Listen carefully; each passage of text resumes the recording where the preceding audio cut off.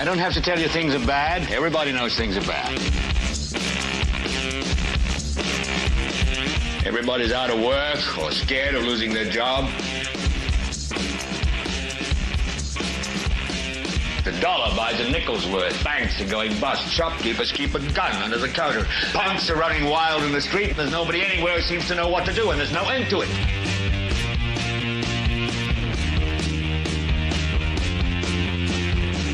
The air is unfit to breathe, and our food is unfit to eat. And we sit watching our TVs while some local newscaster tells us that today we had 15 homicides and 63 violent crimes, as if that's the way it's supposed to be. We know things are bad, worse than bad. It's like everything everywhere is going crazy, so we don't go out anymore.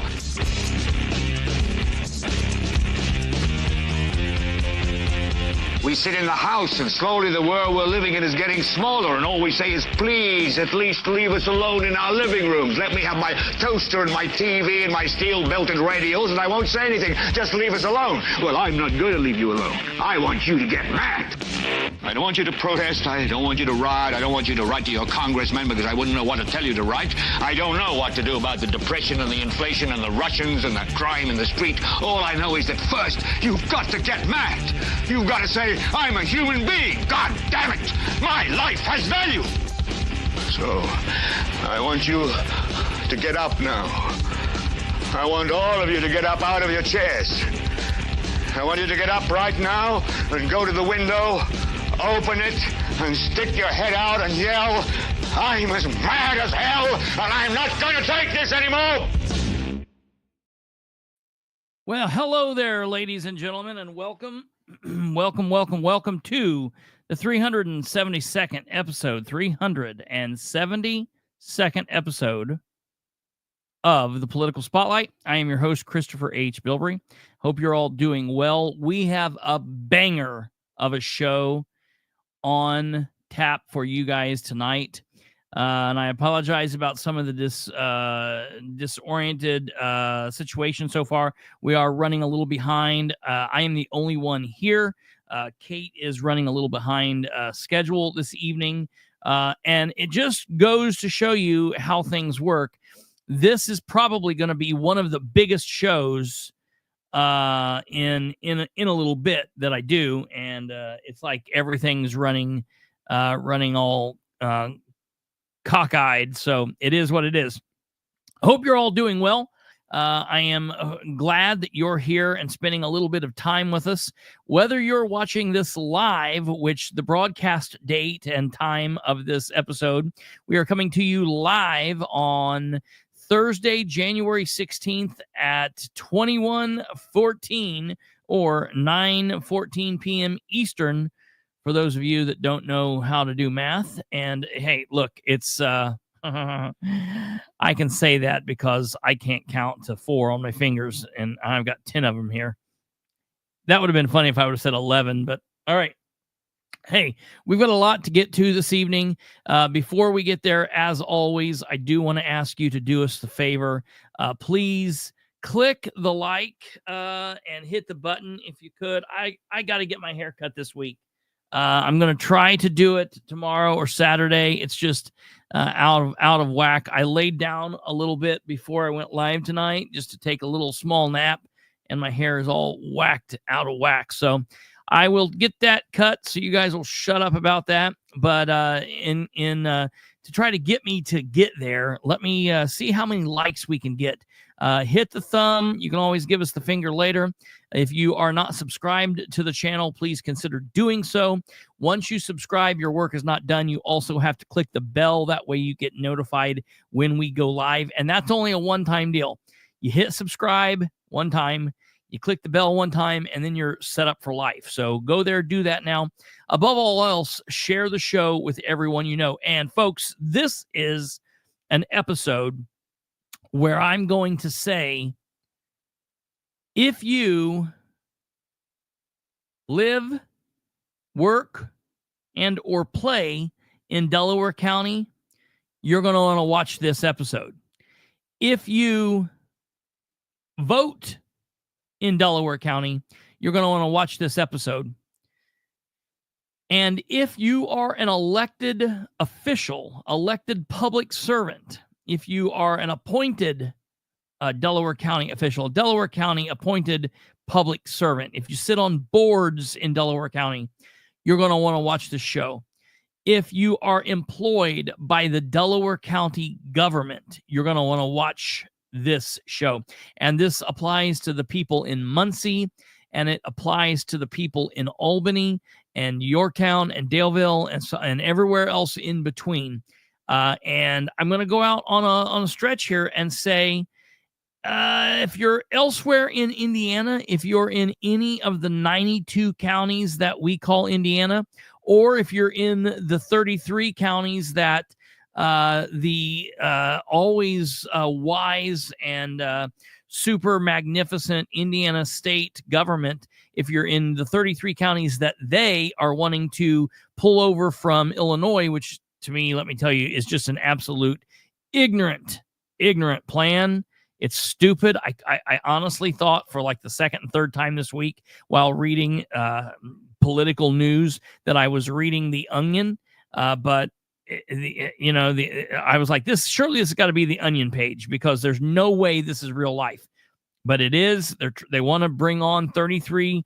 I'm like, look, we can't even care for our own 92 counties. Let's do better with our own 92 counties, and then we'll start worrying about Chicago's rejects. How about instead of doing that, you know what I'd like to take on? I would like Lee County, Florida, to become a county of Indiana. Could we do that? Like, does it have to touch our borders? Can we just start picking and choosing? This is so stupid what they're doing. It's nonsensical. However, what I'm saying, the point behind what I'm saying is, if you're in any of those counties, specifically Indiana's the 91 other counties, because Delaware County is one. There's that math again. Then you're going to want to watch this, because, all right, we're going to be talking about some very serious things. Catherine, every time Madison County, you think Madison County is going to one-up us, Delaware County says, here we are, we're still in the running. It's always amazing to see how these people continue to play the games that they play. It's ridiculous. Oh, and look, we've talked just long enough that producer Kate has joined us, and now I feel all warm and fuzzy, and everything is going to be A-okay. All right. I am just in the process of getting the last of our overlays uplaid to the overlay box. That didn't make any sense to any of you. It did to me. But we've got that on there. So what I need to do, okay, is I need to take you guys back in time. And for our big time viewers, the viewers that watch all the time, either live or via replay, you guys will recall an episode that we did back. I'm going to say that the episode was sometime toward the first or second week of December. Okay. And if you recall, what it was about was it was the show that we did, and I'm thinking that it was episode 350, which was called Behind the Scenes, and it was an episode in which I talked about some really sneaky goings on with Madison County, too much Madison County, within the Delaware County government ahead of the last Delaware County Council meeting of the year. And what I was talking about was the possibility that there was some underhandedness happening in the Delaware County Council chambers, because of something that made some Delaware County officials mad. What am I talking about? Well, do you all remember back in December? We've lived live since then, I understand. Do you all remember when I was talking about before the December Delaware County Council meeting that there was some pull to try and remove 2 board members from the Delaware County Redevelopment Commission, and those 2 board members were Amber Green and Rob Kiesling? Okay, do you guys recall that? Well, I played a meeting for you of the Redevelopment Commission meeting in that episode, and we went over it, and it was like if you blinked, you missed it. Okay, so this starts, at least for now, all the way back on November 14th, when the Delaware County Redevelopment Commission met, and they met right. It was a quick meeting, and in that meeting there was a like most boards, the Redevelopment Commission at the end of the meeting, they pay claims, and it's the claims that that through the month that they have to pay out because of their obligations. And each one of the 5 board members receive a packet, okay, and the packet has the agenda, and then it has their claims and anything else they might be talking about. And so they went over this agenda, and just briefly here, I'm going to show you. I'll show you what this agenda looks like, so there's no confusion. All of this stuff we're gonna piece all of this together, piece by piece by piece. I'm letting you know. Listen, what we're talking about tonight is very, very, very serious. I have the opinion that this could involve the FBI. It could very possibly have implications with the State Board of Accounts.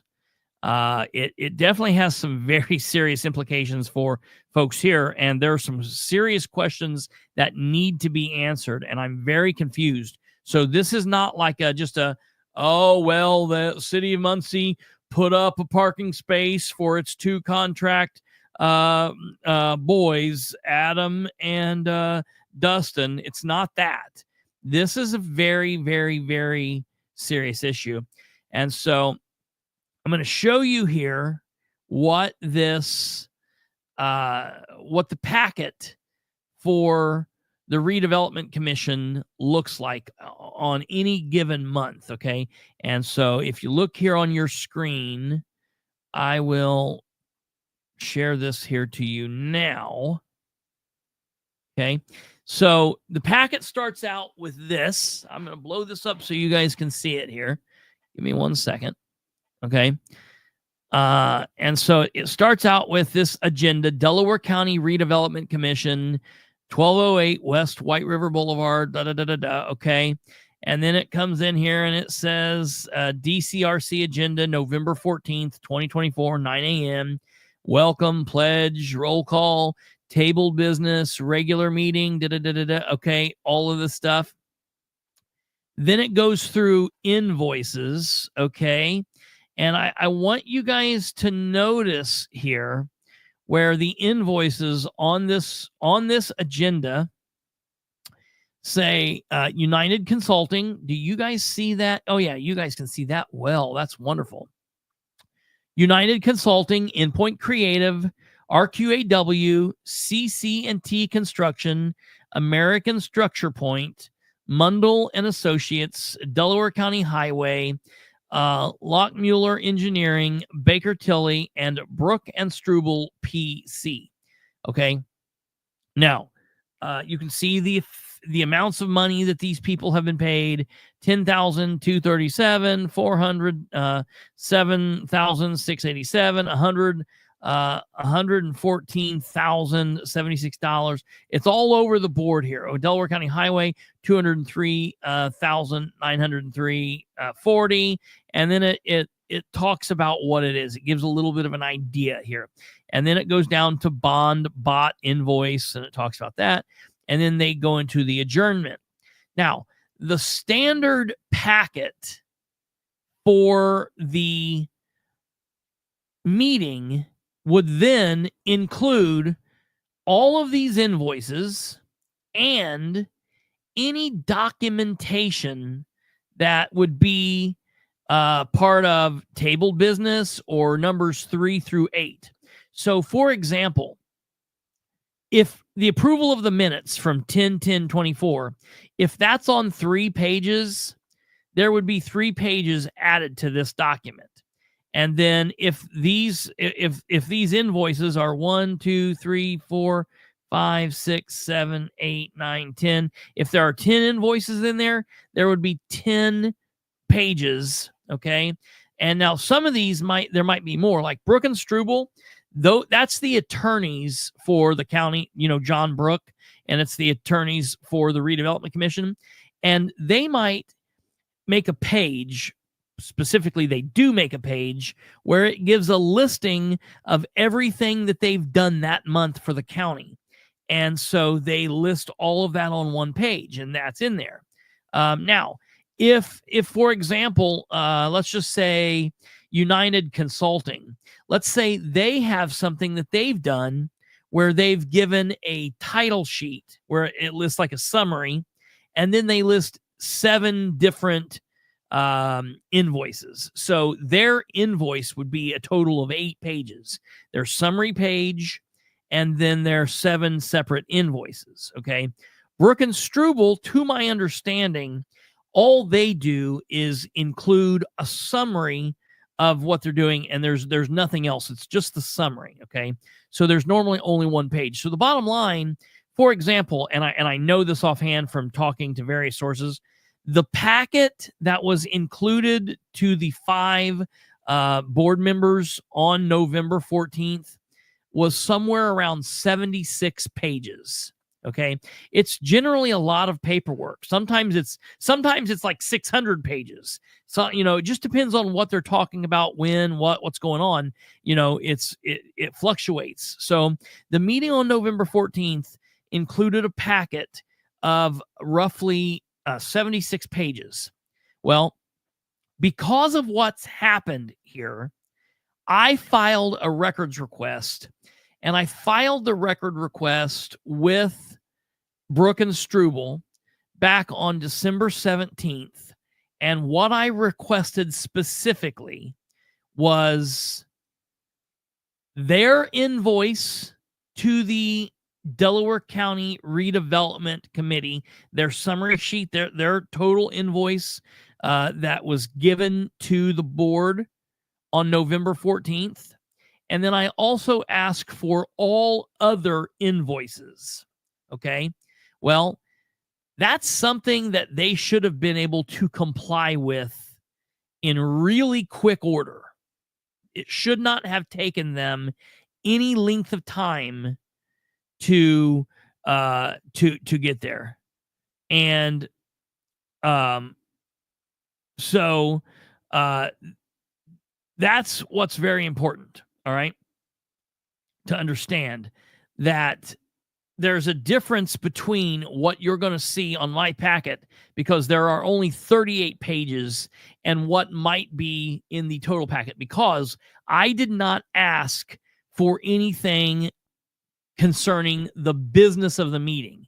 I specifically only wanted the invoices. Okay. And I sent that request in on the 17th of December. And I kind of thought, all right, we're near Christmas. They're going to do one of two things.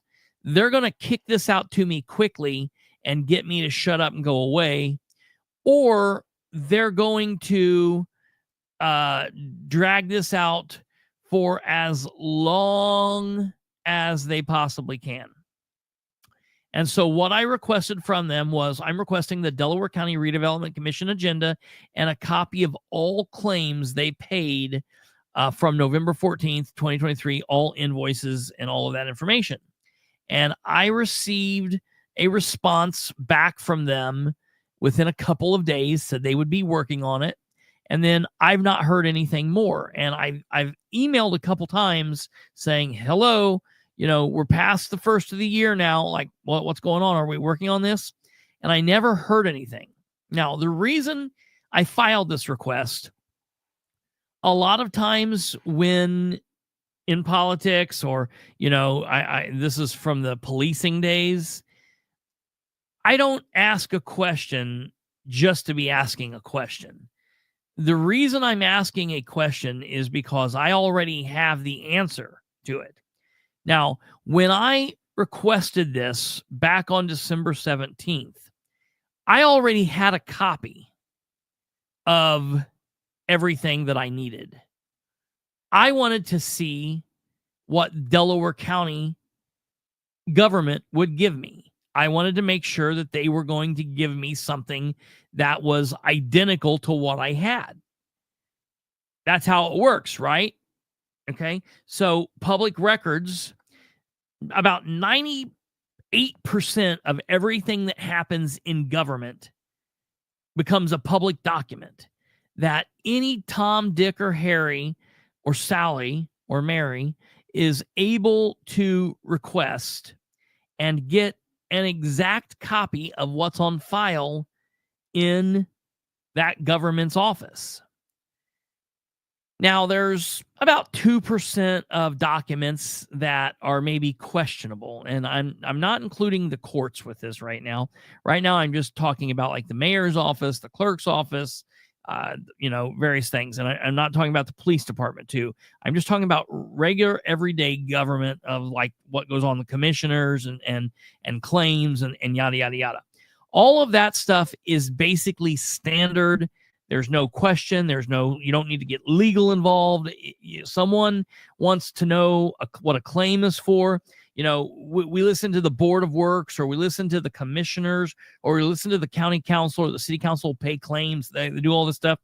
And when we hear claims being paid, we can call and say, hey, or write and get a request of that claim that was paid. We want that check. So you paid $20,000 to Acme Resources. I want that check. Okay, lo and behold, I also want the invoice that they sent in. And then I want any other documentation that they sent in before doing the work. So you can get literally the entirety of why that money was paid out. You can have an understanding.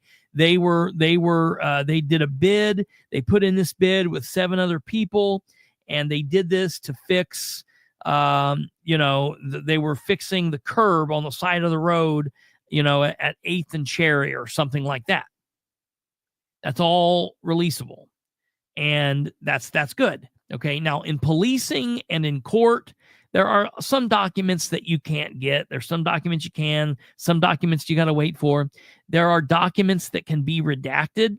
And for example, on a police report, when I would go up and get a copy of a report and say they would redact the names of juveniles, or they would redact social security numbers, they don't sit down with a copy of the original police report. They don't sit down and type out a brand new copy, or they don't go in to that original computer file and delete information out. No, that's not what they do. They take that original copy and they black out, either with a computer program or with a good old-fashioned Sharpie or something else. They black out the information that you're not allowed to have. They then make a photocopy of that, and they give that to you, and they keep another on file. And that's what they do. They don't ever go in and change documents. That is a no. You cannot do that. All right. It is a big no to do that. And so that's the case. Now, there's also documents like from the mayor's office or for the commissioners that might be not able to be released. Like, for example, if the city council is going to vote on, like an executive meeting on a lawsuit, or if the commissioners are having a meeting, or if the merit commission's having a meeting on firing a police officer.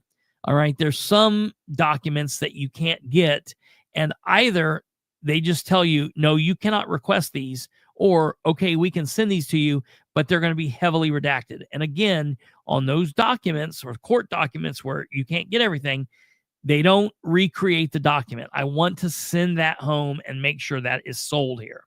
Okay.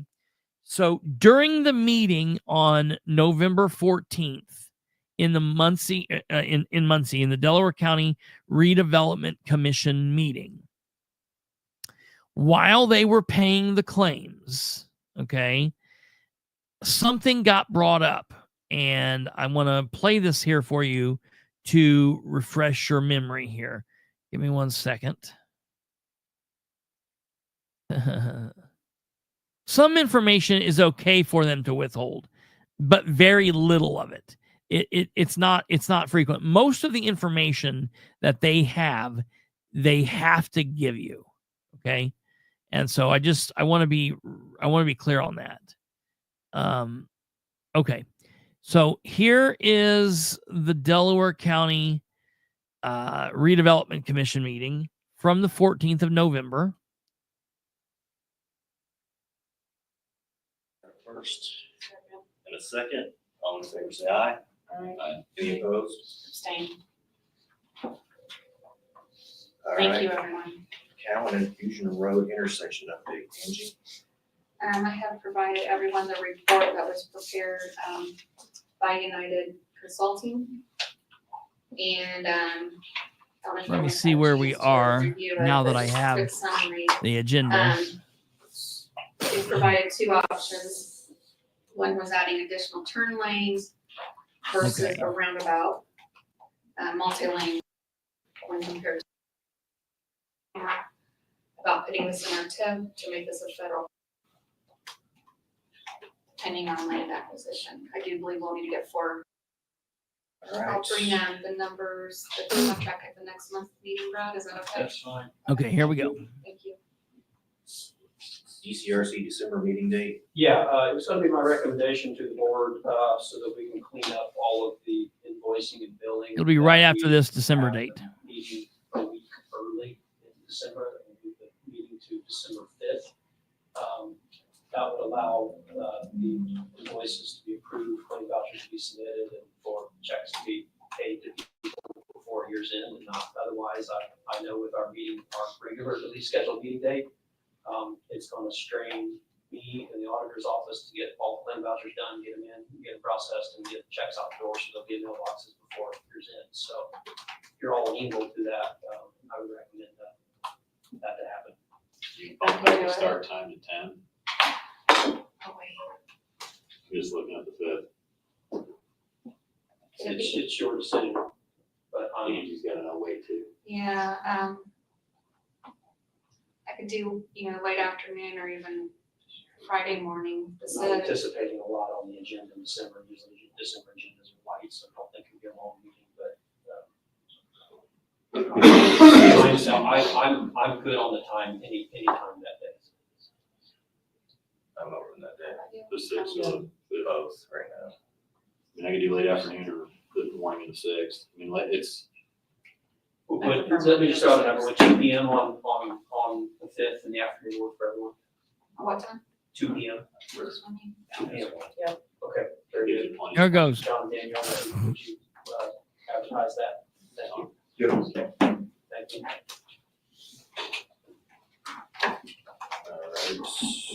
Invoices, any questions on the invoices? Anything in here we need to be aware of or concerned with, or anything that poses a challenge, right? Not aware of. All right. Hear that very mundane question? I want to make sure that we're all aware. This is a non-voting member Okay, so we can just put him over here. We could actually hide him in the bushes. He's of no importance. Here is Amber Green. This is Amber Green. Here is Lex Luthor. His name is Rob Kiesling. We call him Lex Luthor here. Here is James King's friend, Bryce Conyers. Here is Angie Moyers, I believe. Angie from up in county government. And then here's Michelle Batters, who is the secretary for Brad Bookout. Now, these two people are the attorneys. Here's John Brook. Okay, John Brook. And then the voice, the people that they're looking at off screen over here, the person obviously from watching these other meetings. You know this, like this guy right here. You'll see here. Off the side these people are public. They're here listening. There's the sheriff. He's in there listening. Here is Brad Bookout. He's in this role as his contract position that made him hundreds of thousands of dollars. Okay, keep that in mind. He's in that position that made him hundreds of thousands of dollars. This is the position that he just recently gave up because he's now a new duly elected Delaware County councilor. And it, in my opinion, and apparently in his and legal's, would have been a conflict of interest for him to do both the council and maintain this position. So he gave this job up. So right now this seat is empty when they meet. They met earlier this month already, and that seat was empty. So he wasn't there to lead them. Actually, John Brook led them, and that we'll talk about that here in a minute. So, but he's there now. And so if we go back to where we were at 21 minutes into this meeting, Lex Luthor asks during the payment of the claims. Yeah. Okay. Watch. Invoices. Move to invoices. Any questions? Questions on the invoices? Now listen, right here, Lex Luthor is getting ready to ask a question. Anything in here we need to be aware of or concerned with, or anything that poses a Anything in here that we need to be aware of or concerned with? Anything that poses a challenge? Okay. Remember that. challenge, Brad? Not aware of. Now, listen, we heard Brad go, not that I'm aware of. What you guys don't know is, and you can't see, is it's not a packed meeting by any stretch of the imagination, but there are a number of people there, and they are witnessing this. And when Lex Luthor asked that very mundane question, Brad's face turned like 10 shades of red, and he got really red. And from what I've heard from sources in the crowd, he looked visibly upset by that extremely mundane question. Anything in here we need to be worried about? Which is kind of a strange question to ask. He didn't come out and accuse anybody of anything. He said, anything in here we need to be worried about? That really piqued my interest. I was very concerned about what this would do. And so at the time, I got to digging around, and I looked at what he was referring to. Now, just to make it clear, I don't have a relationship with the man in the red. I don't have a relationship with Bryce Conyers. I don't have a relationship with Angie. I don't have a relationship with Michelle Batters. I am friends with Amber Green, and we talk hit and miss. I need to get a hold of her. We've not really specifically talked about this meeting. I did ask one question about this back around December, but it was very, there wasn't much to it. And I know of Rob, we run in like the same political circles, and I know like the people he knows, and we know of each other, but we don't communicate. I don't think he's a bad guy. He does things that I like. There's things that I don't like. It's just not somebody, I mean, I guess I need to reach out to him, but it's just, I'm letting you know putting it out there, who I talk to and who I don't talk to, so I can be fair and let you know, like, look, this isn't me doing, Michelle Batter's work, or this isn't, I'm being open and honest with the relationships with the members on the board. Okay. Now I will tell you, I have one time in the past received a copy of an agenda ahead of the meeting from ahead of the meeting being public.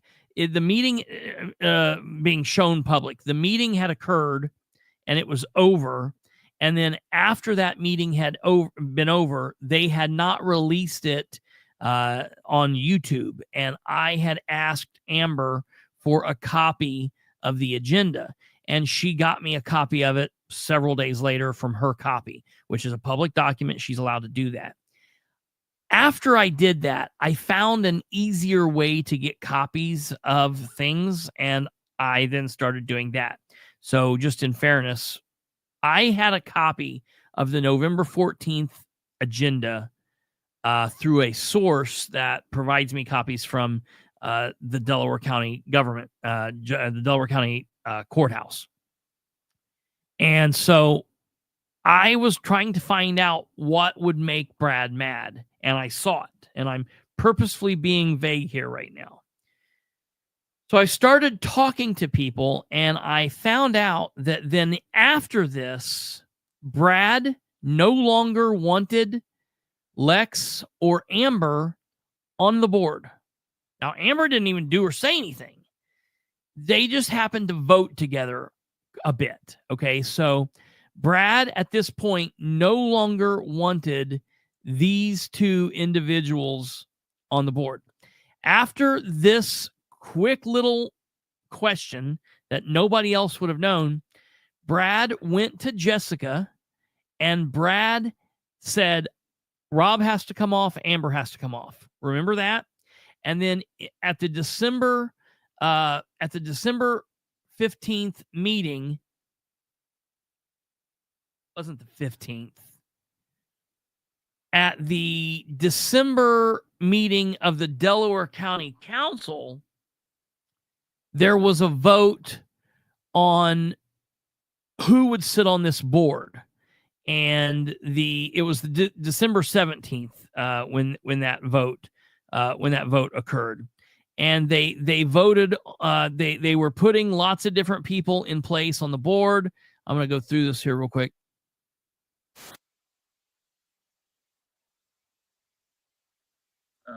Paragraph for section C now reads, the Delaware County Auditor's Office shall establish a new longevity. That was the recommendation that we received. No, but they can be paid out unless we appropriate it. Look at seat on the Housing Authority. Anybody who's willing to. Okay, right here's where they're doing this. I generally don't like reappointing people to the same boards. I like people to move on to. Here we go. Reappointing. Thank you. I got a few bullet. I move that he be approved. Second. Okay, motion by Bill, second by Eugene. Roll call, please. Ms. Flanagan. Yes. Mr. Hughes. Yes. Mokel. Yes. Mr. Webb. Yes. Wyatt. Yes. Mr. Cantz. Yes. Ms. Piper. Yes. All right, great. Moving on to the redevelopment commission, we get to choose two. This is not a politically balanced board. We had 4 candidates come before us. Now, the four candidates that wanted to be on this board are the 2 that are already on the board, Rob, Lex Luthor, and Amber Green, and then 2 other individuals. Jason Brooks, who's a Jason Brooks, who is an owner of a business who has contracts with Delaware County. Republican. We have Amber Green, who is currently serving as our representative on that board. Republican. We have Rob Kiesling, who's also Republican and is currently serving on that board as our representative. And we have Carrie Wiggerly, Wiggerly, who's a Democrat. Okay. So there's an entire Republican council. They're all Republicans. They have 2 Republicans on the board. And then now, for some unknown reason, there's these 2 people that are in the mix, which is good, whatever. But there was pushing behind the scenes from Jessica. There was pushing behind the scenes from Brad Bookout, who wasn't on the council yet, but who was the in his contract position as economic development weirdo. And Eugene Whitehead were pushing to remove Amber and Rob and put on Weatherly, a Democrat, which was weird, and Brooks. And it was all because of that question. Is there anything that we should be worried about in these invoices? Okay, keep that in mind. I'm just laying this foundation for you. All right, here we go. Put his name in as a Democrat. So on this particular vote, we get to choose 2. So I guess on this one, we'll do a roll call and just list your 2. Real quick before we do that. Yeah. Are we giving people opportunity to speak who are If here? they're here, if they'd like to. 'Cause I believe Hey, Amber's here. Amber, would you like to speak? Okay. Okay, sure. You all know me, Amber Green. First, I'd like to thank you for the appointment for this year. We did conclude our last meeting for the year almost 2 weeks ago. It will be 2 weeks ago Thursday. I would like to continue to serve on this board. It's been an interesting experience, to say the least. I have come to every meeting prepared. In my personal opinion, we don't really get the packet with much advance notice, but I do make sure to print out every packet. I read every single thing, upwards of 150 to 200 pages, depending on the meeting. And there are a couple projects that we did get to see completed this year, but there are a couple projects that are going into 2025 that I would like to see completed too. So I would appreciate your vote to reappoint me. Thank you. I got a few bullet points. Rob Kiesling can't be here. He's in in Michigan. For work. For work. Rob works for Indiana Michigan Power. He's served 2 years on the Delaware County Redevelopment Commission already. He's also served a couple years on the Tax Abatement Committee. Not ours, I don't think. 4 years on the Yorktown Redevelopment Committee. He's got other economic development boards that he's part of, including DAC and the Jay County Development Corp. He's an MBA graduate of Oklahoma University's Economic Development Institute. So Rob has been serving us well. I'd like to make a quick comment if I could. Yeah. So for me personally, when we make our appointments, one of the main things that I generally don't like reappointing people to the same boards. I like people to move on to different areas. And it's a little bit frustrating that we've got such lack of interest in these board and committee seats this year. I think some of that was probably limited to the fact that we didn't really share these on social media like we have in the past. So hopefully in the future we can make sure we do that and we can get better participation amongst people, so we actually have people to choose from in a lot of the seats. But I wanted to say, if any of you have watched any of those redevelopment commission meetings, a lot of money passes through there. That's not just a basic board. There's a lot of projects that go on through there. In my opinion, we have to be somewhat of a checks and balances to the commissioners. This is the commissioners and their economic development team pretty much run this board. And for me, when I make my appointment, my vote is to people who are going to ask questions and kind of slow things down a little bit. And let's get some answers. And if you've watched any of the meetings in the past year, the Monthly Redevelopment Commission, our 2 current appointments that this council appointed last year, which is Amber Green and Rob Kiesling, are pretty much the only 2 who's asking questions on a consistent basis. Now, obviously other members do ask questions, but those 2 ask questions consistently. Yes. And like my old boss used to say when I would ask him, why you ask so many questions? Because that's where the answers are, right? We've got to have people there who are asking questions. So I give my full endorsement for our current okay, so they go back and forth on this, and I was just gonna say, I will share, since Rob had bullet points for Matt. Both Carrie and Jason have served on this board previously. Jason is a local business owner with J. Crew in Brooklawn, and actively Um, And he's on the Yorktown School Board. yep. Has and several the council, has cheerleader several for the contracts community with in in and around Delaware, city and county Yorktown government. community and through Delaware County. Carrie Not a bad Wiggly, guy. Neither one of the, has none of these obviously- people are bad I people. didn't say obviously. I did say they also. They were, I think, pawns of another political angle going on, which we'll get to. Served, but he previously served on this board as well, and he's a realtor in the community. So those are those two individuals. I think most of us know all four of these folks who are applying. So I do have a quick statement too. I agree wholeheartedly with Ryan relative to this board. It is the commissioner's, economic development arm. They do approve a ton of money, with very little, oversight other than this committee. So I do think it's vitally important that, that our representatives be a voice that, that helps with that process and ask questions. I went to a handful of meetings this year.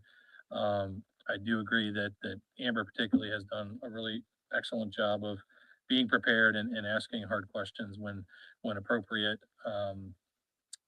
Rob to some degree the same. He's done a good job relative to that.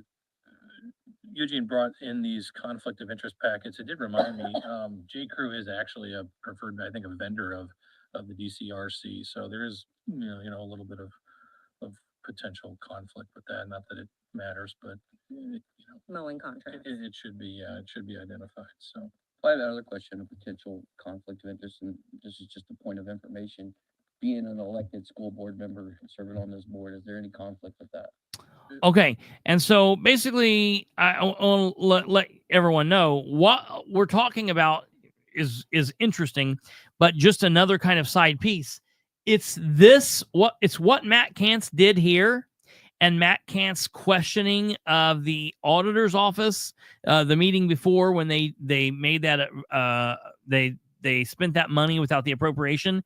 It's those type of things which got him in the shitbox with his fellow Republicans like Eugene Whitehead, Jessica Piper, and Ed Carroll, and everyone who didn't want him to be a president of the council. So it's this type of thing. So I want you to understand there are some serious implications with what we're talking about. These people think if you go against them, if you go against what the Republican establishment wants, with what Ed Carroll and what Bookout and what these people want, if you go against it, they're going to not let you be part of the team. They're going to smack you down. They're going to have these meetings illegally behind closed doors on the first day of the new year to decide that you're not going to be president, Matt Kantz. We're going to have this other tool be president, Eugene Whitehead, this human thumb who's never said more than 10 words except for the last two meetings.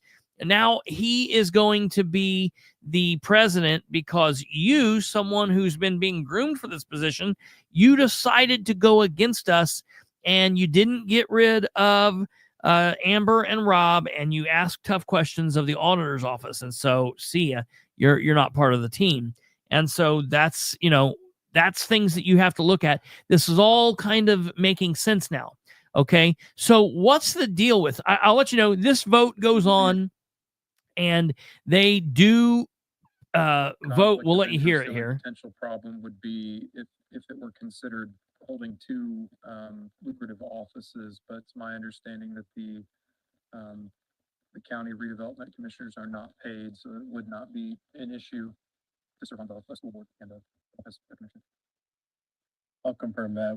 When I served on the redevelopment commission, you didn't get paid, so it was not considered lucrative. Most of these boards, almost everything does not get paid for the extra work that you go into for these, but I think, Ryan, it's encouraging for me to hear you state that you see value of people staying on a board longer than 1 year. Well, that is fair, and then I do think Lots of I'm knowledge. evolving. Yeah, I'm evolving.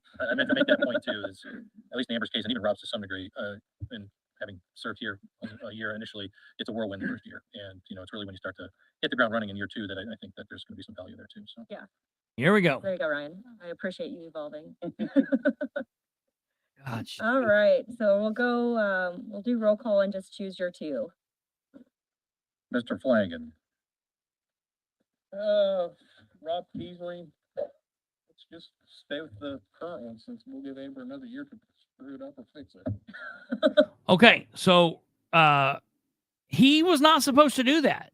They had went to him and asked him to vote for Jason Brooks and Wiggerly, but he was hard pressed to do that because everyone's giving these people glowing recommendations, and so this went sideways from right here. It went sideways. So Flanagan didn't do right. Very encouraging. Compliment. She did a good job. Green and Kiesling. Mr. Mokel. Amber Green, Rob Kiesling. Mr. Webb. Amber Green and Rob Kiesling. Mr. Whitehead. Harry Wiggerly and Jason Brooks. Now, Whitehead is a good soldier of the family. He was told he was told to vote for Brooks and Wiggerly, and he did that. And it was his opinion that Jessica Piper was going to vote that way as well. And that's when he found out that Jessica kind of threw him under the bus, because Jessica wasn't going to be on the odd side of the losing side. She wasn't going to do that. She'll be the outspoken person when it's in her favor and it means something. But if she's not going to cast a losing vote if there's no reason to cast a losing vote. So she threw him under the bus. Now, why all of this chaos and craziness? Okay. Why all this chaos and craziness?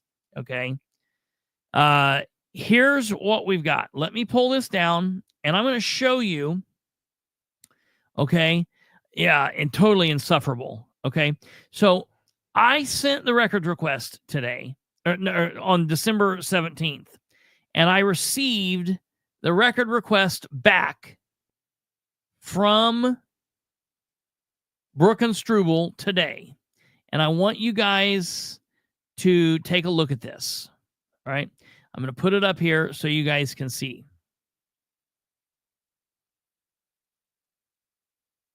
Here's this. I'm going to make it to where you can see it here. Here's the letter from John H. Brook and Danielle N. Struble, January 16th, 2025. They need to fix this to Kristopher Bilbrey, but whatever. Public record request. Dear Mr. Bilbrey, attached, please find Delaware County's responsive documents to your public records request dated December 17th. Okay. November 14th, 2024, Delaware County Redevelopment Commission agenda. November 14th, 2024, Delaware County Redevelopment Commission claims. If you have any questions, please do not hesitate to contact me.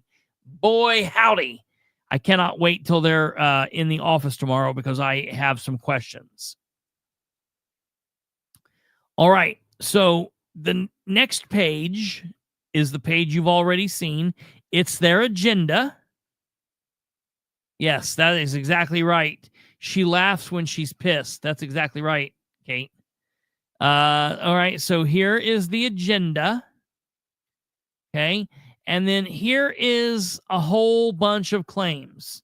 All right, this makes up the rest of the 38 pages. Here's the claims. Here's United Consulting. Remember, they were on there. Let's see, $4,500. Here's United Consulting. This came out to $14,000. United Consulting.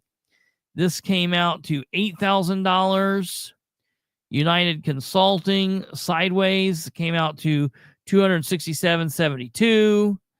So they had several claims, and if you go back up to the first page here, you will see that their claims came to whatever happened there. They came to $10,237.38.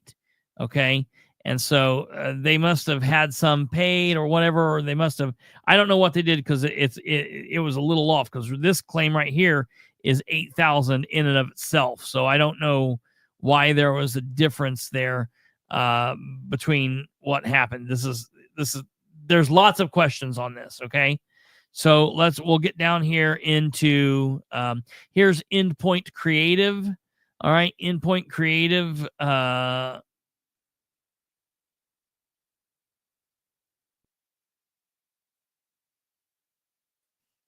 Isn't that the company that does the printing? Yeah. No, not the printing. Endpoint Creative is Mark Slusher. He's who records them. Oh, okay, yeah. I knew the name, but it was eluding me. No, Yeah, it's like yeah. Red Elephant or something. Yeah, that Red they wanted Elephant. to do printing. Yeah, Victor Whitehead. Yep. Okay, yeah. Exactly All right. right. Sorry. Yep. No. You're fine. That's exactly right. And so here's Endpoint Creative. He charges them $400, and they show you how they come up with this $400. It comes out of these. He gets 40 from this TIF and 40 from this TIF and 40. They show you how they come up with his $400. Here's the claims for RQAW. Of course, that was on there. We've seen that. There's more for RQAW. So getting down here, this is what we're getting to. All right, we're just showing you that everybody's claims, are there and whatnot. Okay, so getting down here to page 38, page 37, here is Brook and Struble. All right, Brook and Struble. Let's make sure that this is. Here's Baker Tilly. All right.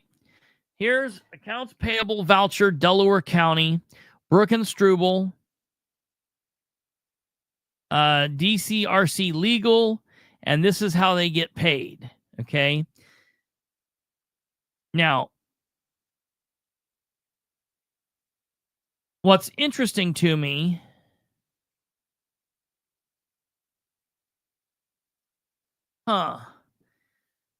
and what I want you to do, if there's anybody that's watching this, hold on one second. That's interesting. I just found another situation that I think is also interesting. Give me 1 second here. Interesting.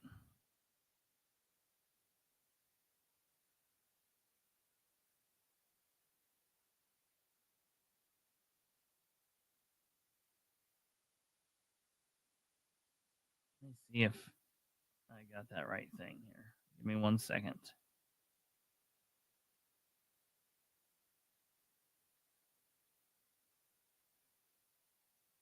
Learning on the fly. Okay. Yeah, no, I'm gonna have to figure this out. Okay, so you see here, this is their accounts payable to Brook and Struble. Now we're gonna and we see that it's dated November 6th, 2024. This is all really important there. Okay, we're gonna see this. Now, here is the biggie. This is their claim. This is what they turned in. This is their summary sheet. I want you to observe this page really closely.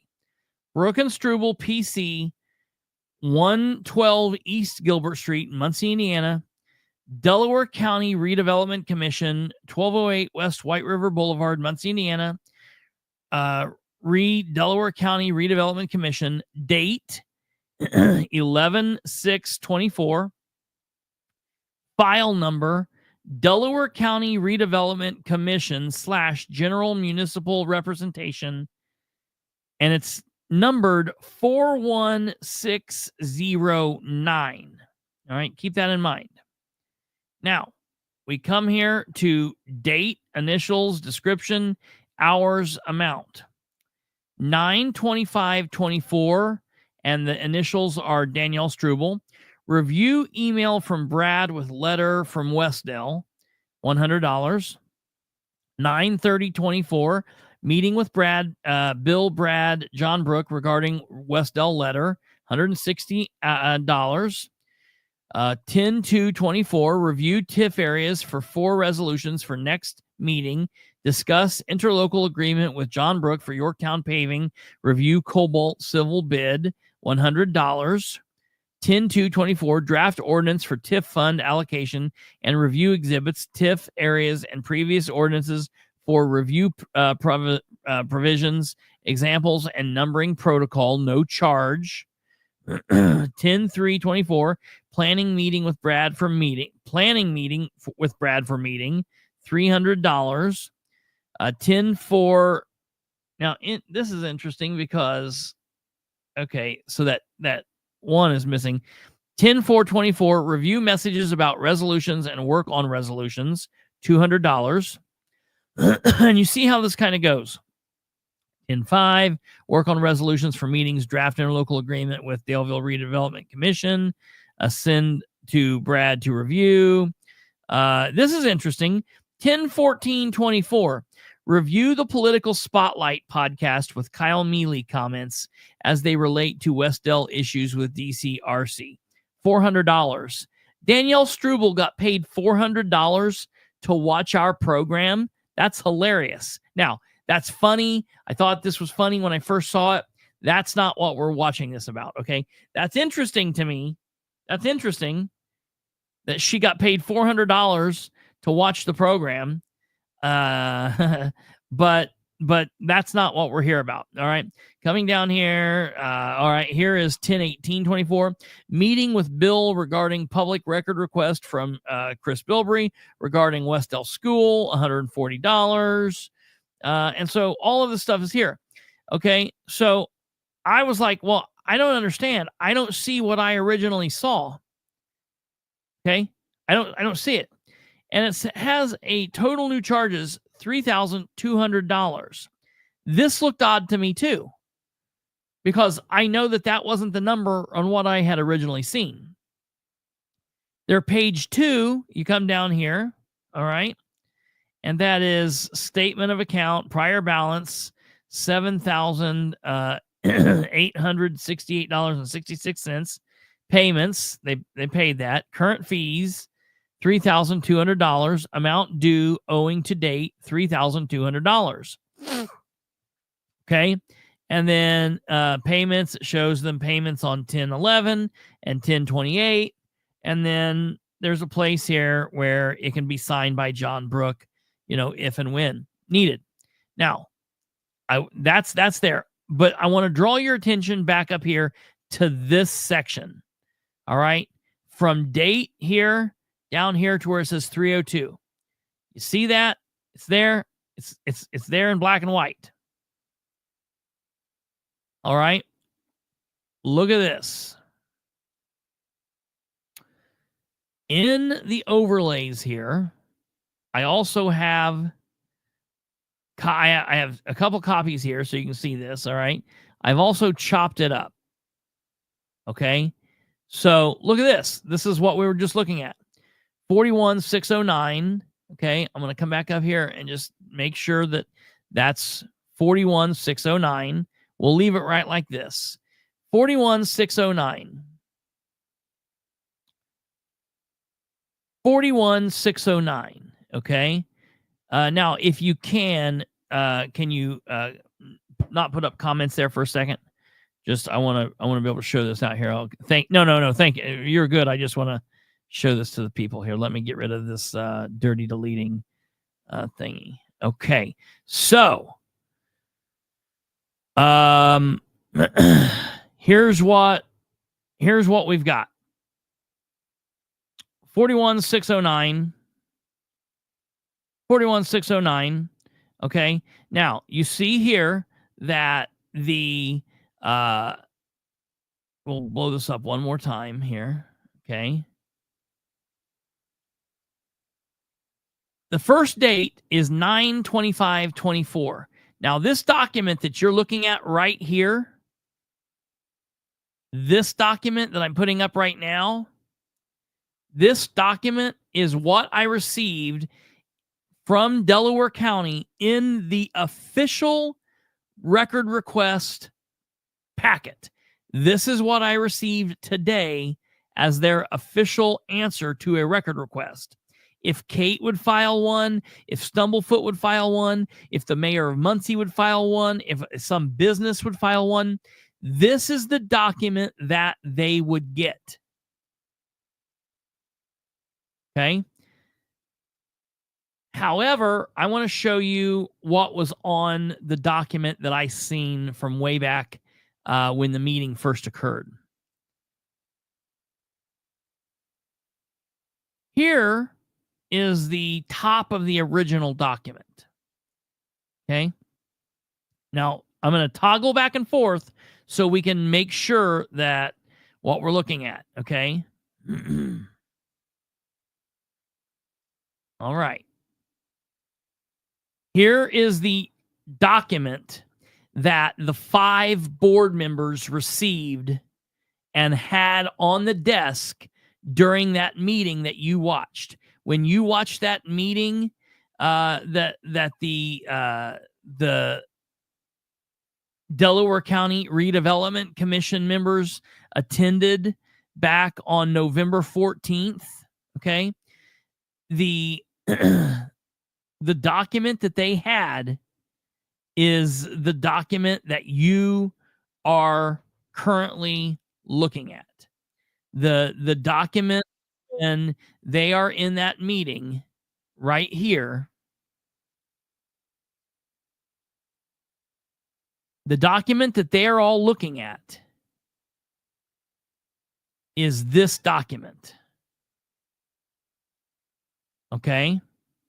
And it says, Brook and Struble, PC, 112 East Gilbert Street, Muncie, Indiana, 47305, Delaware County Redevelopment Commission, 1208 West White River Boulevard, Muncie, Indiana, in reference Delaware County Redevelopment Commission.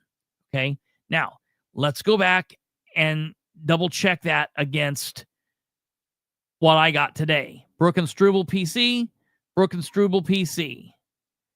Address is the same. Delaware County Redevelopment Commission, 1208. Delaware County Redevelopment Commission, 1208. Reference Delaware County Redevelopment Commission. That's all the same. The date's the same. 11/6/24. 11/6/24. Delaware County Redevelopment Commission General Municipal Representation. That's the same. 41606. This is what they looked at on November 14th. This is what I got today. So there's one number difference. 406 or 606 and 609. Well, that's interesting. I wonder why that would be. That really puzzled me. Okay, so we'll come back here and we'll look. This is what I received today. This, ladies and gentlemen, is what the Redevelopment Commission board members looked at on the 14th.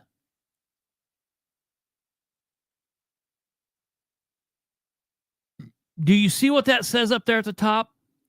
It says 9/25/24, Danielle Struble. Conference call with Bill regarding State Board of Accounts and FBI meeting. See that up there?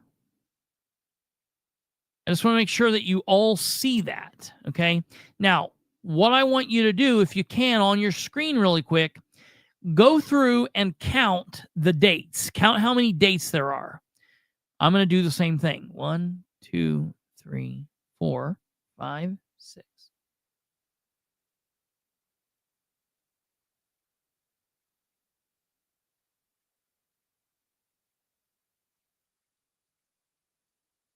Okay, from 9/25/2024 to 10/25/2024, how many dates were there?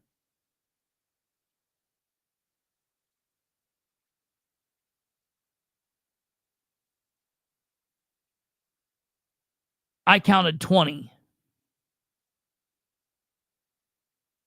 I counted 20 dates there.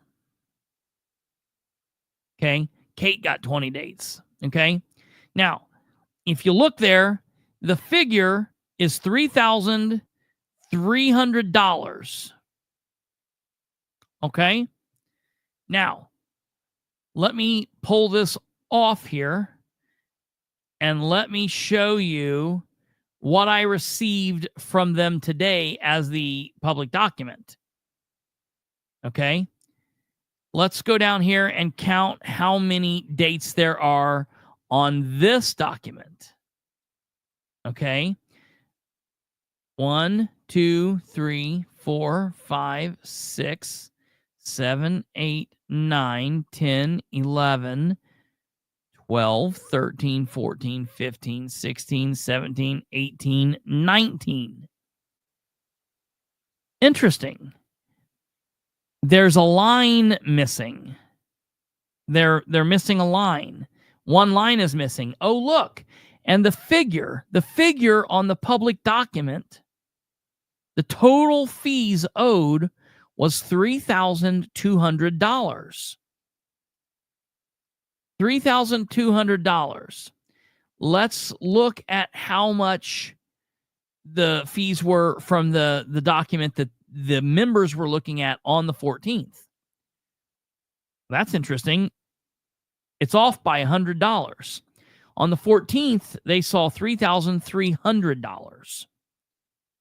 Well, what's that missing line say? Oh, look, that missing line is an amount of $100. So somebody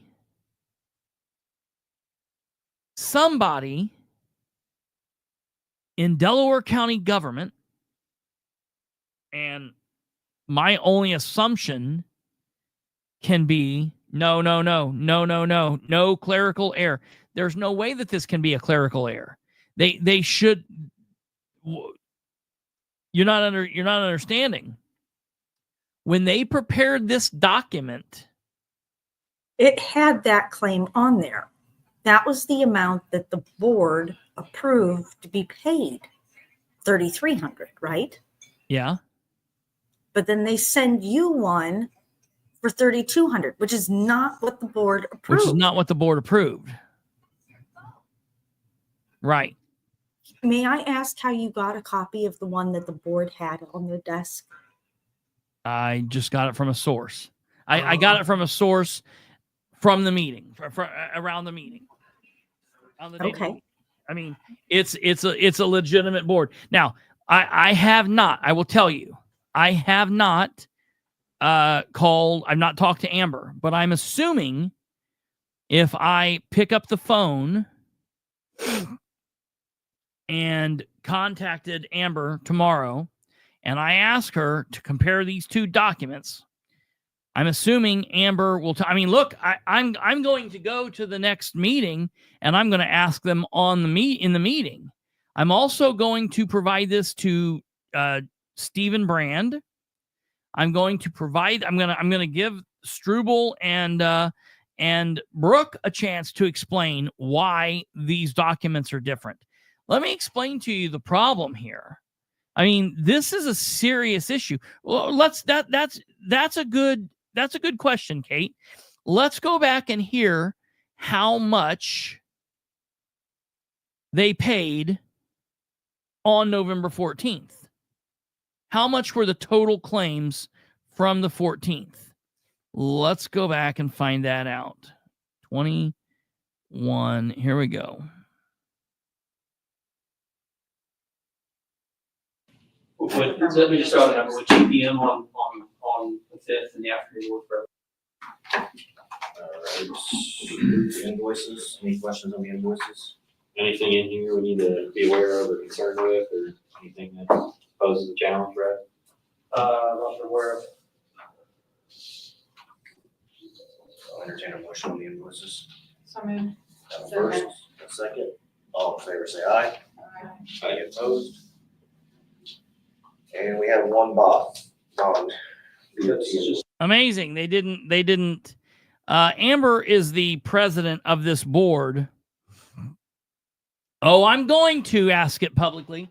See that the commissioners meeting, the commissioners meeting is the next meeting there is. The next commissioners meeting is Monday, the 20th. And you better bet your ass I will be there. I will be there with both of these documents in my hand. And I'm going to ask why, because why this is important to ask. Two of those commissioners now sit on this board. All right. So the new board, let me show you what the new makeup of this board is. There's a video that shows the new makeup of this board. The new makeup of this board is right here.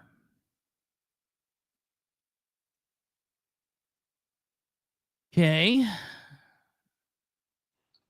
Would I'd like to. The new board looks wildly different. We've got Lex Luthor, Michelle Batters, Shannon Henry, Stephen Brand, and Amber Green. All right. We've got Struble. We've got John Brook. And they probably don't ever pan it over to where Bookout sets, because Bookout's not there anymore. But let's see what happens in this. Let's see what happens. I call this meeting to order. If you would all stand for the pledge of the flag. There being none, do I hear a motion to close? I'm not sure. I've taken on a number of other boards. Let's listen to who they do for president and vice president. Call for nominations for president. Correct. I'll make a motion, Mr. Brand, take the presidency. Okay, so Shannon puts Brand as president. I appreciate the nomination. I'm not 100% sure that I want to be the president of the Delaware County Redevelopment Commission. I've taken on a number of other boards. I'm honored to be on the board and glad to participate, but I'm not sure I can take it on. If there are no other nominations, I would do it. Nominate Ms. Green, president. Yep, Lex Luthor nominated Amber. You accept the nomination? Yes. Okay. Any other nominations?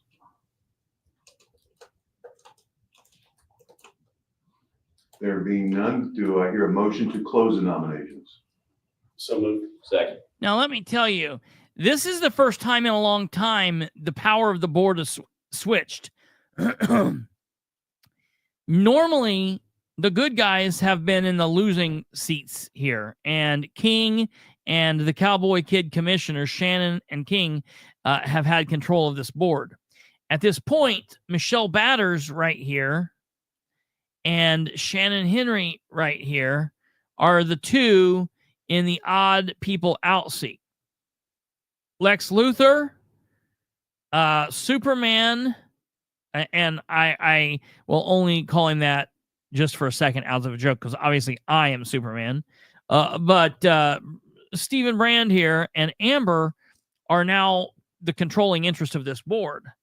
And so I think it's going to be interesting. So Amber is named as president. All in favor? So tomorrow, when I ask Amber about this mess, I'm going to put her on notice that she needs to, very similar to what the Board of Works do, when they go through the claims, she needs to talk about the total amount of claims. That kind of sucks that we don't have that to go from.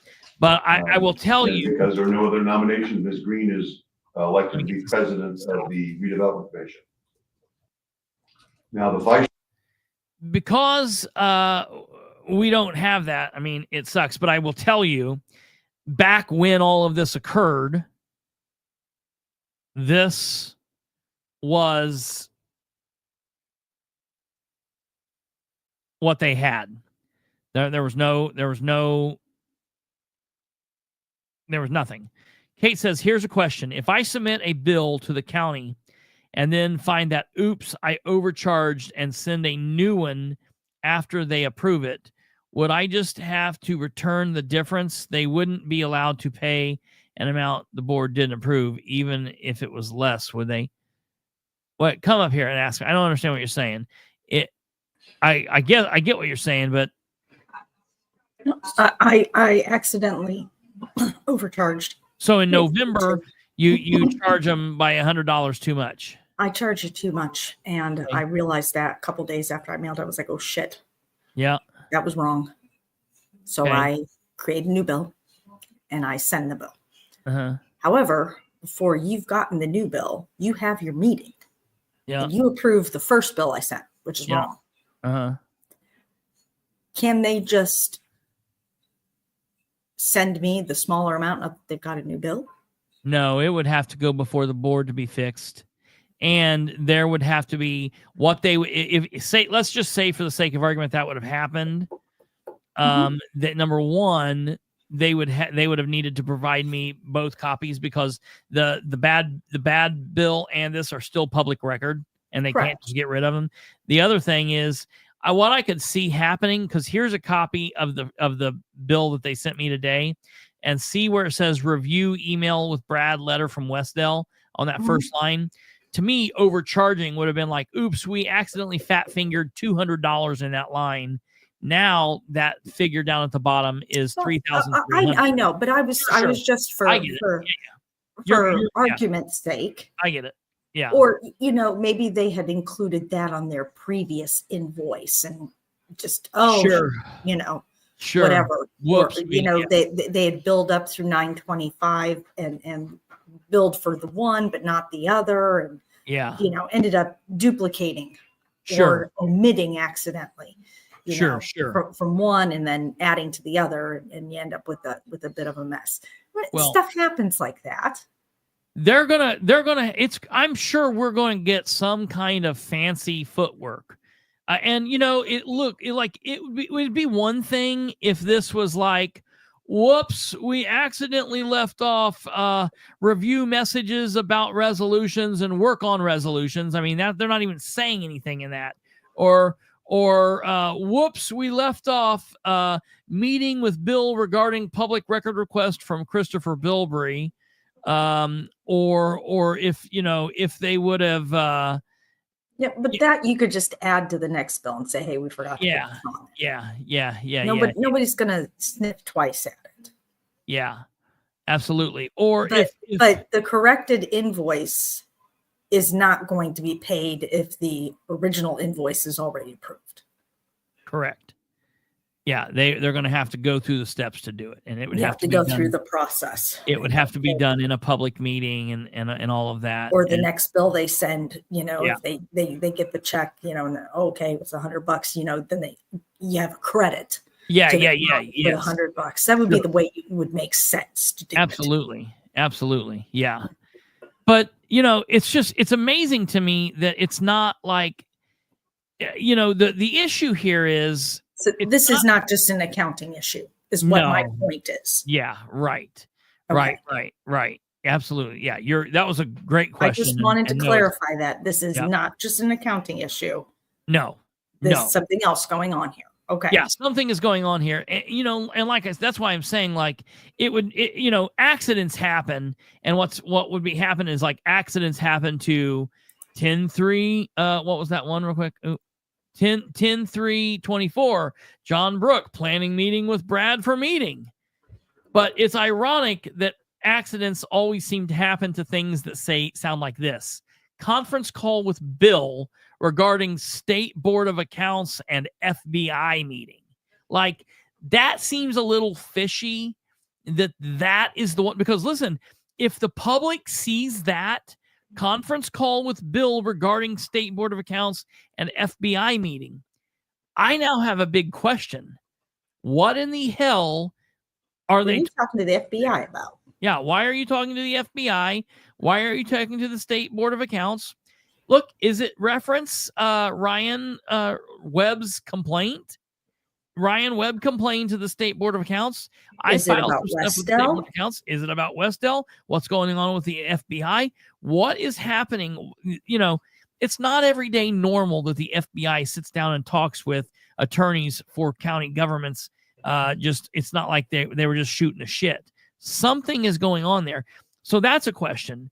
But now, like oftentimes we run into, we're now in a situation where, oh shit, now the cover-up is worse than the crime, and it looks as if you were purposefully hiding something. And I want to know why. Could you tell me what exactly your record request said? What exactly did you request? The record request asked for exactly the agenda from the meeting on November 14th, 2024, and all claims voted on and paid from the meeting on November 14th, 2024. Simply put, I didn't even turn it in a regular request. You know how my regular request form looks? Yeah. I don't do that with Delaware County anymore. It's not even, I don't even have to waste the issue. They are normally pretty, while it takes them time, I just have to tell them what I want and they provide it. So I don't even use my blanket. So you were form. specific though that you wanted the claims that were approved and paid in that meeting. Yeah. Which means it should have been whatever was in their packet. Yeah. Yeah. Should have been, they should have totaled $3,300. Not a quote unquote corrected invoice. I mean, this is really weird. This is really weird. The other issue is that everything else is the same. So we've not looked at this. Okay. So look at this. This is what they gave me today. This says 11/6/24, Delaware County Redevelopment Commission, page 2, statement of account, prior balance, 7868.66, payments minus $7,868.66, current fees $3,200, amount due and owing $3,200, payments 10/11/24, 616,773, payment on account 6189.50, 10/28/2024, 6141.47, payment on account 1679.16. Now you go to the document from that meeting, and it looks like this. Everything is identical. Except the amount due. That's Seems like really a lot of trouble to hunt. Yeah. Over $100. Well, again, it's not the amount. I don't give a shit that they paid Danielle Struble $100 for being on a conference call. What I care about is why we're meeting with the State Board of Accounts and the FBI. And the fact that we're going out of our way to now hide that looks like a problem. Well, thank you for taking the time to answer my questions. Yeah, no problem. Always. Kate, I look at Kate as the voice of the public because most of you people, I mean, I know you're commenting down the side, and it is what it is. Well, and people all the time will say stuff to me, and I get what Michael Goodman's saying here about, well, now they know you're coming, whatever. Listen, there are a lot of things that I do that I don't talk about until the goods are in and there's nowhere for them to go. And this is one of those times. So let me explain to you what I'm talking about here. So for the sake of argument, I knew on November 14th that there was a claim that they had met with the FBI and State Board of Accounts, or that thing was going on. And I knew that there was a claim for that. I knew that was the issue. I knew that's what Lex Luthor, Rob Kiesling, saw on there. I knew that's what caused him to ask Brad, is there anything that we need to worry about? Now, does that make sense? Does his question now make sense? Was there anything for us to be concerned about? Is there anything of concern in the claims here? And what did Bookout say? No, not at all. Now, unfortunately, you're going to have to take my word for the fact that his face was, 3 shades of red, and he was mad. You're also going to have to take my word for the fact that he asked Jessica and Ed and other people on the council to not send Kiesling and Green back to the redevelopment commission.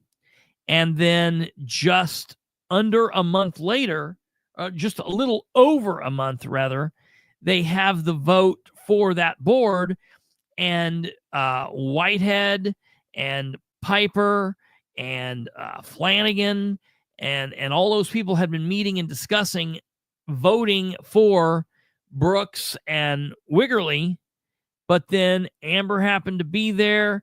Wiggerly and Brooks apparently weren't there, and it just didn't make any sense. It didn't make any sense to not put these people back, and they didn't push hard enough.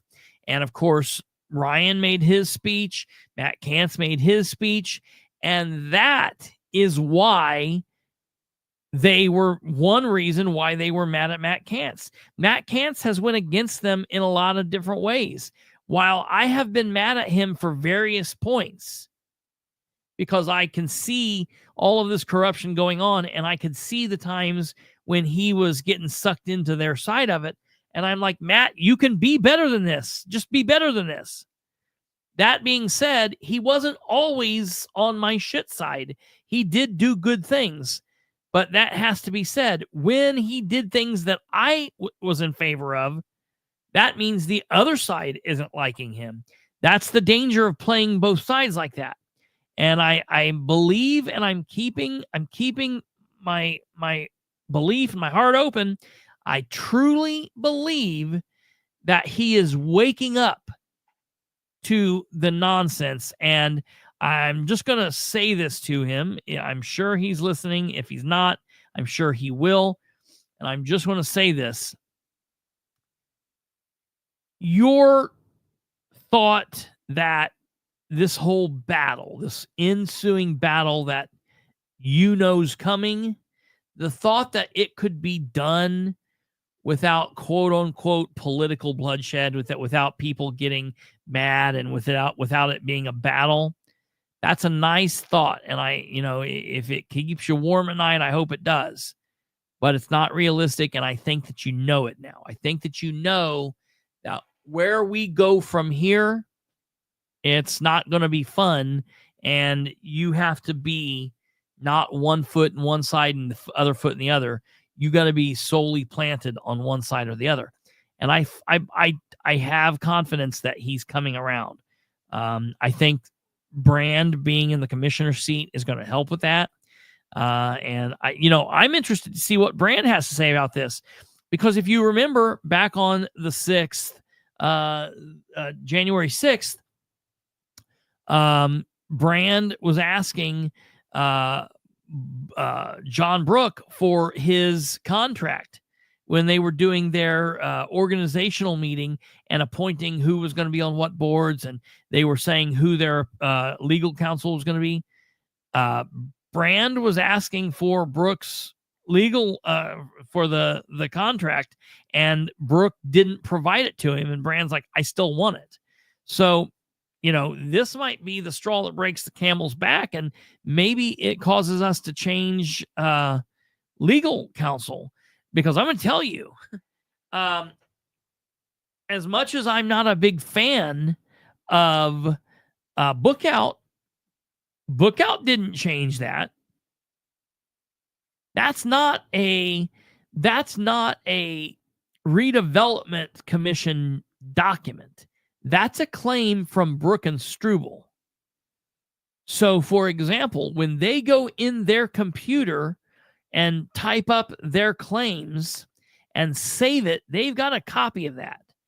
So Kristopher Bilbrey calls and asks for this. All they got to go in and do is go in and back that out and send it on. Because it's not like, there's things going, there's a missing line, there's a missing number, there's a missing $100 bill, $100, and there's that missing description.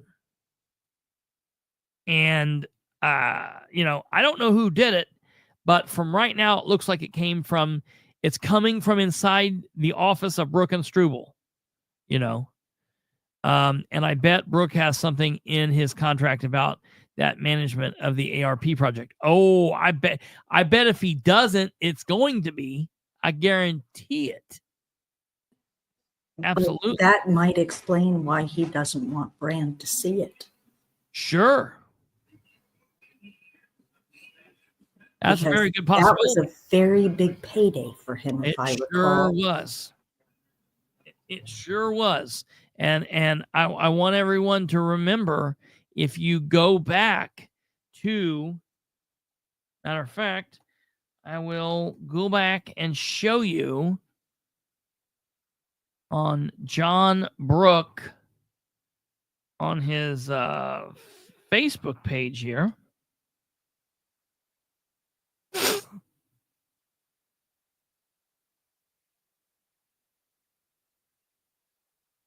Oh, yeah, okay. Let's go back here and see how long it takes us to find this.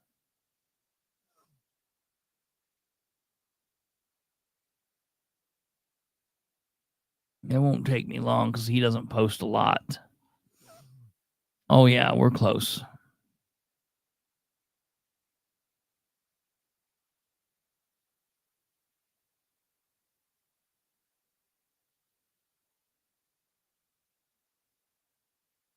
Oh, yep. Look at this.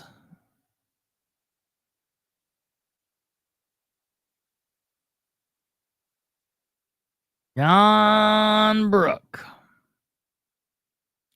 Used my maple sap empire to buy a new boat for the lake. Anybody know of a decent used lift on Lake Tippy? Man, that's a nice boat that he took a picture of on February 19th of 2024. Less than a year ago. Didn't we look at some of those boats? What? Didn't we look up some of those boats? Because that's a 20-footer? 25 foot? Based on the truck? Yeah, shit. Yeah, look at that. That's nuts. That's a hell of a lot of maple syrup. That's a hell of a lot of maple syrup. Now, I know maple syrup isn't cheap. It's about $40 a gallon. But that's a lot of maple syrup. Dude, that is a... I mean, look at the trailer. Well, yeah, the trailer, the boat. And what's the name? Is it SKTER?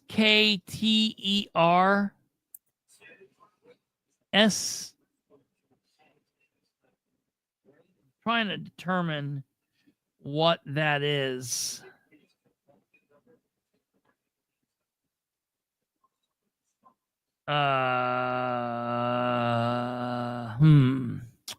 Let's see if I can type that in. Try Canva with a text grab. Well, it's funky. I'm just trying to... Oh, hold on. You know what I could do?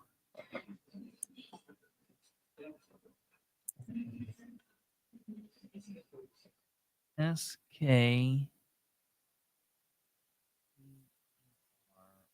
boat.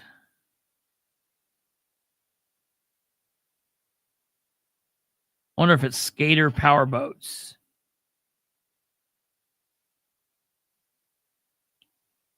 Yeah, it is.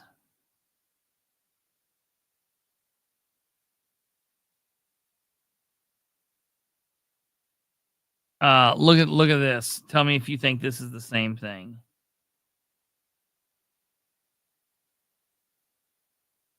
Here we go.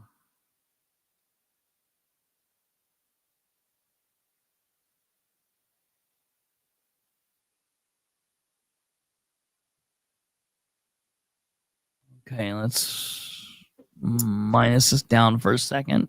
Tweety is saying Stratos. What? Tweety is saying Stratos.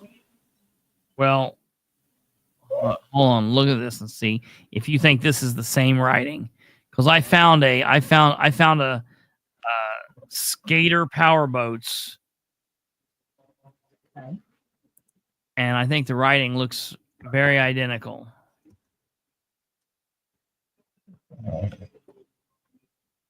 Does this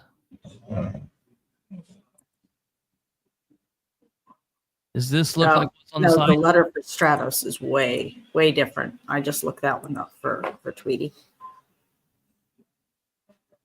Oh, I see what you're saying. So let's look here. Find a side picture. Models. I don't even know. It doesn't look the same. It's two. Well, maybe that TA in the middle there. That's what I think. See this right here? See this? Yeah. I think it. Let's look for. All right, here's 28. I don't know what this is. Yeah, look right here. Look at 28 this. foot.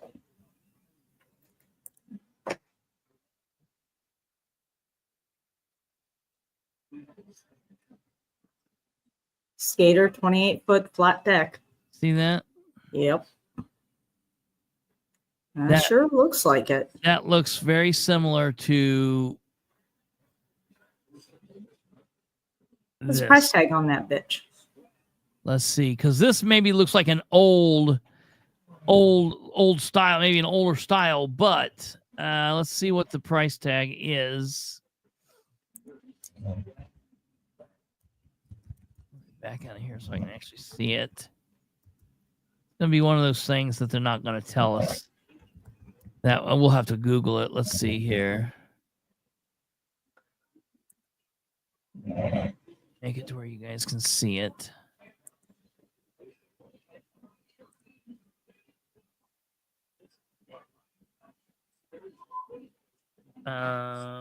Okay, Google. What is it? Skater? Yeah. Price tag of a 28-foot flat deck skater powerboat.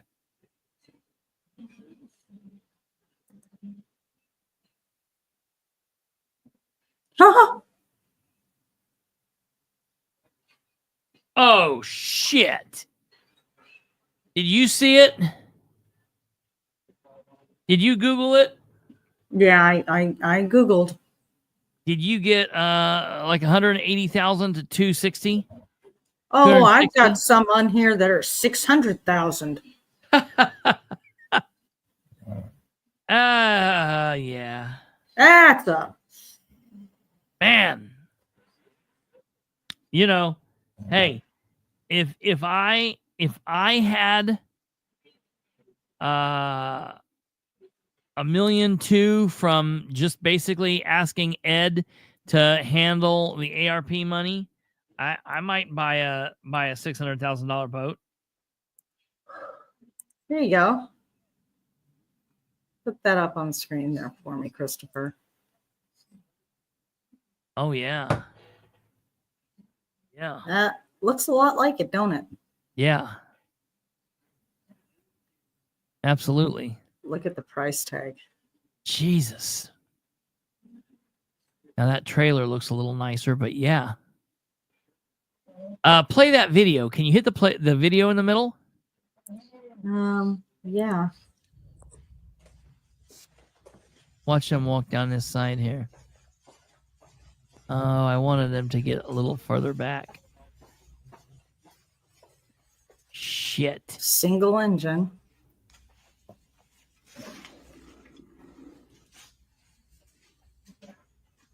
Now that's Oh no, yeah. it's mounted lower engine. No, it's a Man. dual engine. Yeah. So I mean, but Wow. holy crap, that's 46 feet. So that's probably bigger. But I like a boat. that's redonkulous. Yeah, it is. I mean, look at these. Yeah, that's definitely skater. Now that I'm looking more at his Look thing. at this one. 50-foot skater, 1.6 million. Jesus. These are used. Yeah, right. 2013, 1998. Hell, the one that's from 1998 still 180,000. Hello, Heather.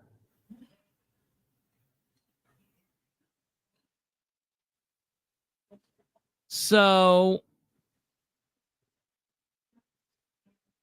I mean, they're not. look, I'd love to know how much. How much? Yeah, if it's on board, it'll be more expensive. yeah. And Look blown up how much more that looks. That's definitely saying skater. Yes. Yeah, Tweety Bird. Absolutely. yeah, that's Wow. Well, you know, that's a lot of maple syrup. That's all I'm gonna say. I grew up in maple syrup country. Yeah. That's a lot of maple syrup. Yeah. Listen, and I'm not making any claims. I don't know. Maybe it is. Maybe he has a booming maple syrup empire. And I'll tell you, if you look back through his fairly limited social media, I need to get a picture of this real quick to make sure this doesn't go away. Give me 1 second. I want to make sure we get a picture of this.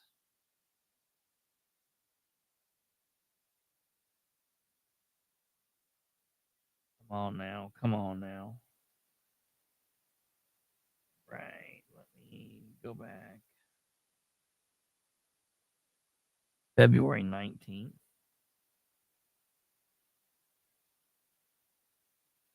Okay, here we go. Yeah, dude. Are you for real? 38 comments. Let's see what the comments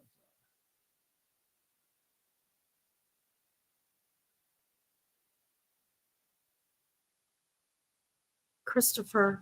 Yeah.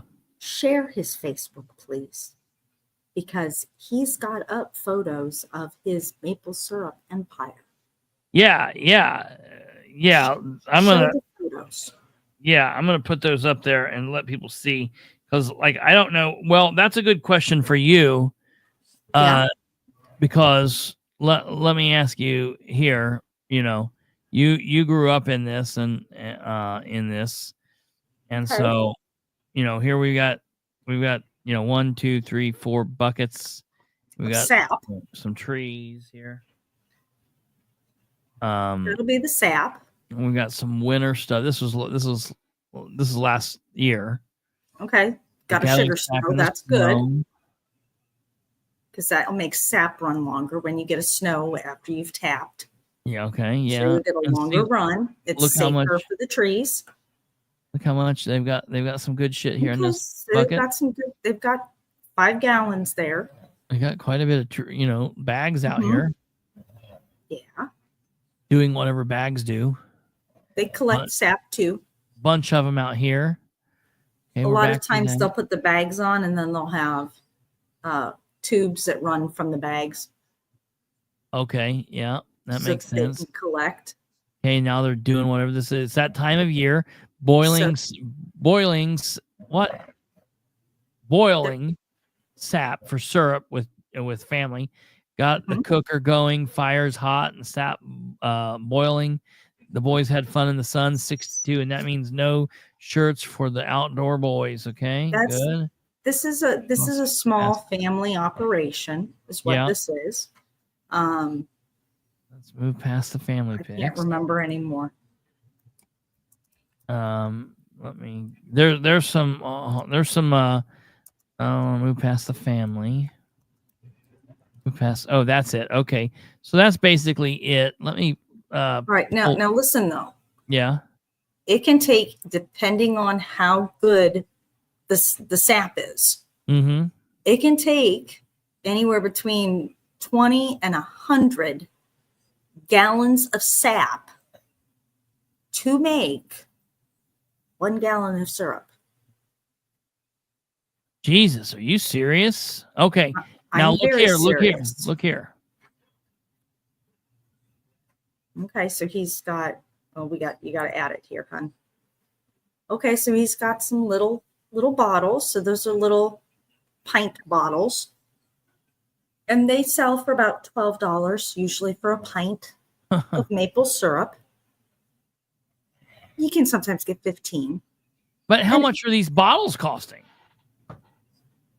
You know, I imagine you can buy them in bulk, but Yeah, it's still going to be, there's going to be a cost to just buy these bottles. correct. And it looks like he's got some half pint bottles there, maybe. Oh, Some of these smaller, the little tiny yeah, ones. sure. Let me go back up here. I don't like putting the family thing up there. But Hang on 1 second. I'll be here we right go. Yeah, you're fine. You're fine. So here are some pictures. Yeah, it doesn't say what size motor. And from everything I gather, Tweety Bird, it is in Indiana. From everything that I gather, I don't know 100%. You know, I don't stalk John Brook. I don't know. This is just, you know, look, just questions, just these questions we're asking because they're important. I'm a maple syrup snob. Okay. Okay. I have a friend back in Ohio, and he inherited his family's century farm. Okay. And they have a syrup production that they do. So Yeah. I got this from him a couple of years ago. Okay. Pure Ohio maple syrup. So this is 1 quart of maple syrup. And this was $25 Okay. for the quart. Now, this year they did something different, and they are making, let's see. So Oh, this yeah. is Okay. hickory syrup Okay. from Huntsburg, Ohio. Yeah. And this is just a little pint jar. And this was $12 for my little Okay. pint. Very cute. But Yeah, this I is like it. plastic. Yeah. Going to be So- different than bottles. Yeah, it might be a little like $1 more to Yeah. put it in the glass. Yeah. But you know, we always have this in the house, and I make sure that when Ty does his production that I'm on the list to get Oh, some. yeah. Sure. And he mails it to me. Which Absolutely. is wonderful. Ohio syrups. Sweeter than like Vermont is. I think Okay. it's a better quality.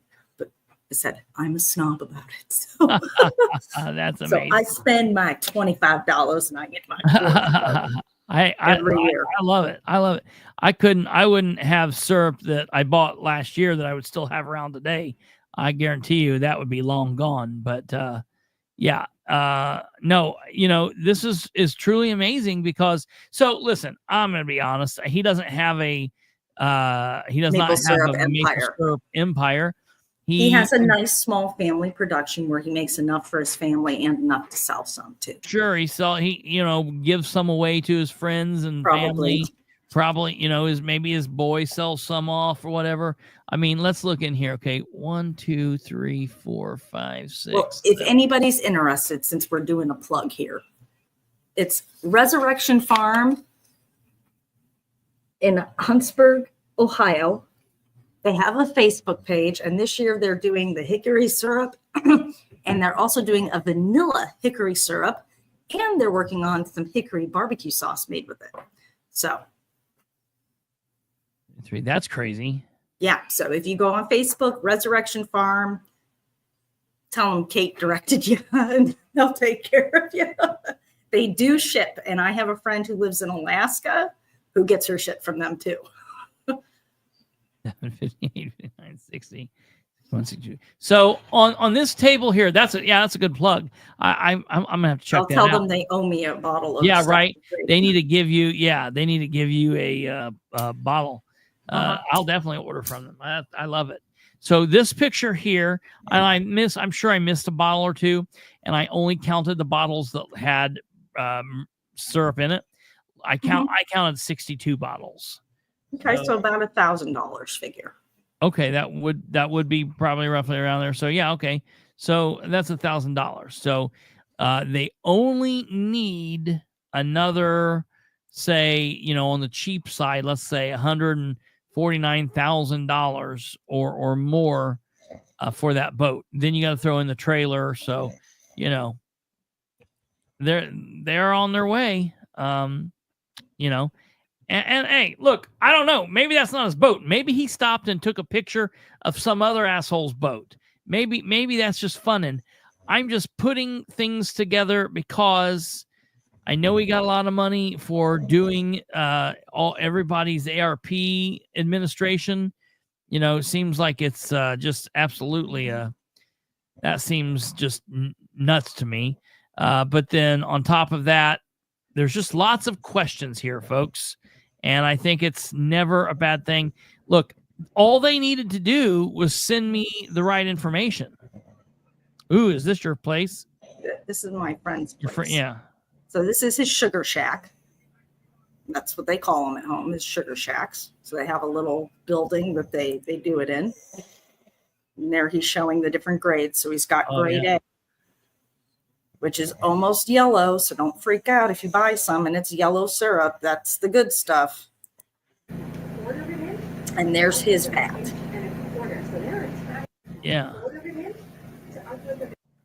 So. Well, that's cool.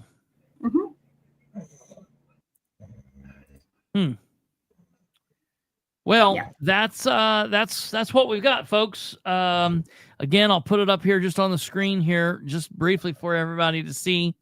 I received the what I was told was the public records document, and comparing that to what I knew was their form. This is what I received today. This with 19 claims totaling $3,200.00. And the first claim on the form was from 9/25/24 to Danielle Struble. And it says, review email from Brad with letter from Westdell for 0.5, almost a half hour. So it's $100 for half hour worth of work. And, it is what it is. And then I compare that to the actual claim that the board got on the 14th. And that's not what the first line says. The first line says 9/25/24, Danielle Struble, conference call with Bill regarding State Board of Accounts and FBI meeting. And the total comes up to $3,300. There are 20 claims on this. So there's one more claim on this than what they gave me. It looks like a doctored claim. Something seems wrong here.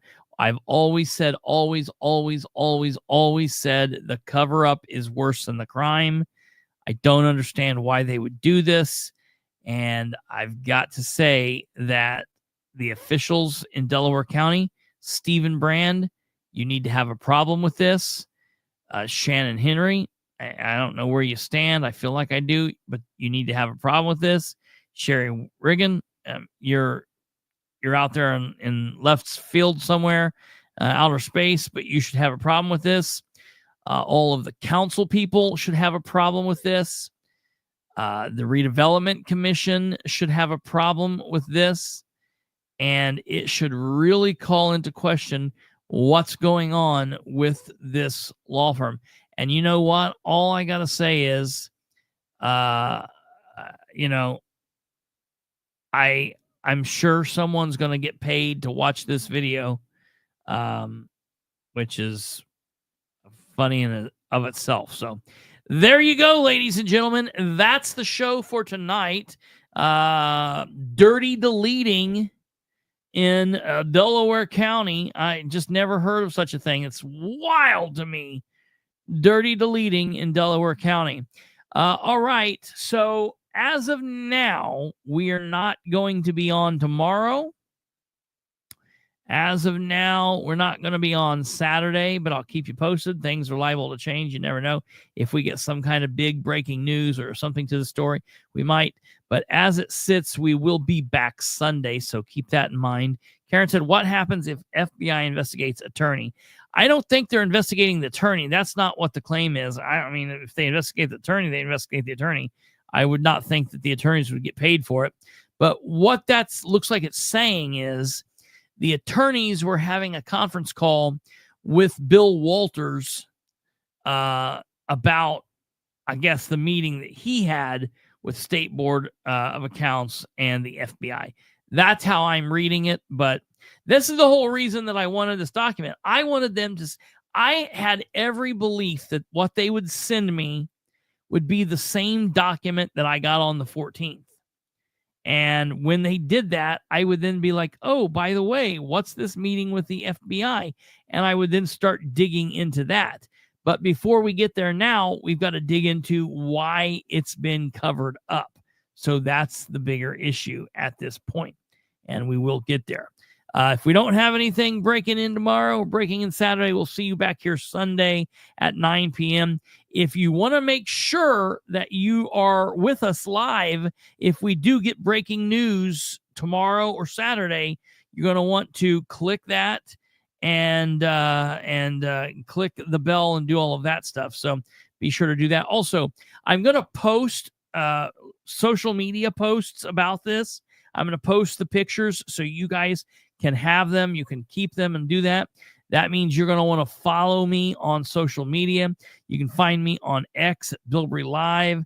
Find me on Facebook. That's Kristopher H. Bilbrey. That's my main page at facebook.com/Bilbrey318.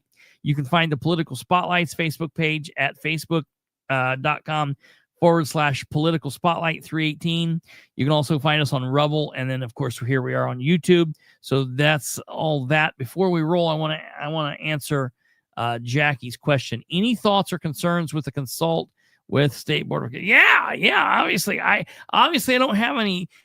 Look, the only thing I could possibly think out of the county is maybe it has something to do with Ryan's complaint to the State Board of, because Ryan complained to the State Board of Accounts and maybe to the FBI. I know he did to the State Board of Accounts over issues going on. So that's what I thought.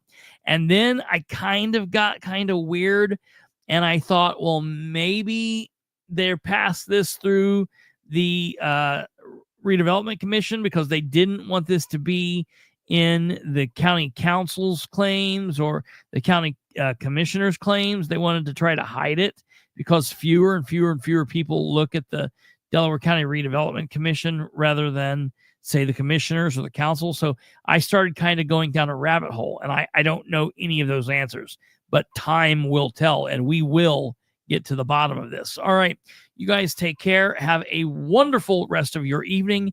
Have a great Friday out there. I think it's supposed to be a pretty nice day. Have a wonderful weekend. If we don't see you back on Friday and Saturday, we will see you back here on Sunday. Take care of yourselves. God bless each and every one of you, and we will see you all next time. Goodbye.